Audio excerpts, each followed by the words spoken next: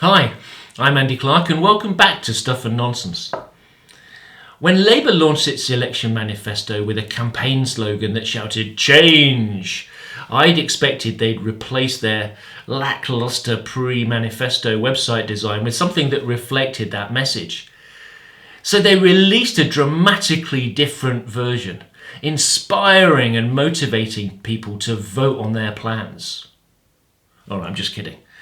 Take a look at Labour's pre- and post-manifesto designs. Can you spot a difference? I'll sit here and wait. Did you spot it?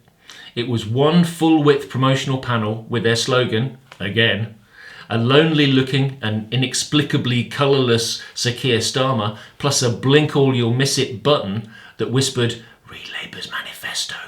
I mean, why make Keir Starmer even greyer? Worse than the design of this panel was its placement, buried down below the scroll. And that was it. Worse than that, the homepage contained not a single hint of Labour's policies. Now, Labour's team had worked on a web version of their manifesto, but its landing page also contained no information on Labour's plans for government. For that, you need to go one page deeper by pressing a link in the sidebar navigation or repeated at the bottom of the page underneath a duplicate picture of Sir Keir Starmer. If Sir Keir or Angela had asked me to design their post-manifesto website, I'd have done things a bit differently, starting by changing the context and purpose of their homepage to serve this phase of their campaign better. On it, I de-emphasise their fundraising and recruitment and focus instead on telling voters about the plans in their manifesto. I'd make links to the full manifesto prominent in the page banner and highlight content from deeper level pages by migrating it to the homepage.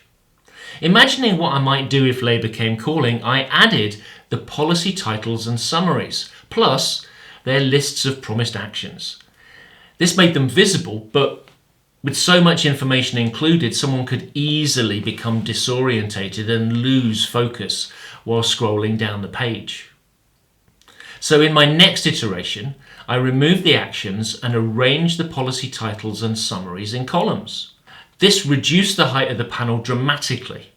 I also reintroduced the decorative icons, but I coloured them in Labour's signature red instead of the original multicolour.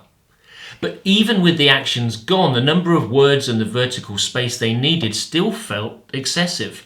So I pulled the summaries, again reducing the panel's height and bringing much more content into view. With the actions and the summaries removed, I wanted to give someone easy and quick access to information about each policy.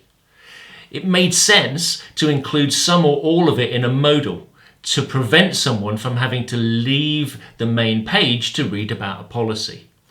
Simplifying the policies panel created space for a new block containing Labour's key commitments. I extracted the information from the actions that I'd removed previously and styled them with bold type and large numerals. I also brought content from the manifesto's First Steps for Change page and created a new panel that explains Labour's priorities once it's in government.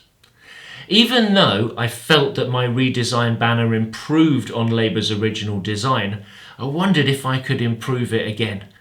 I also wondered if I could add context to Labour's slogan by explaining what will change if they're elected. So I included my simplified policies design and I placed them on either side of a portrait of Keir Starmer. I also flipped the icon orientation for policies on the right so that the adjacent leading lines all point towards Sir Keir. For narrower width screens, I placed all policies on the left and removed the leading lines to simplify the design. Now, as I've said before, this redesign imagined what I'd make if Labour came calling. But I've got no insight into Labour's messaging or strategy. I hadn't had to consider what may or may not be possible with their CMS, and I didn't have to answer to anyone if my assumptions are wrong. But still, I enjoyed spending some time imagining, and I do believe that my design is better structured, more comprehensible and maybe more persuasive than Labour's original. Then, of course, I made a dark theme version. So if you like this video, like and subscribe. Hit the bell to be notified when the next one's available. Thanks for watching, and I'll see you on the next one.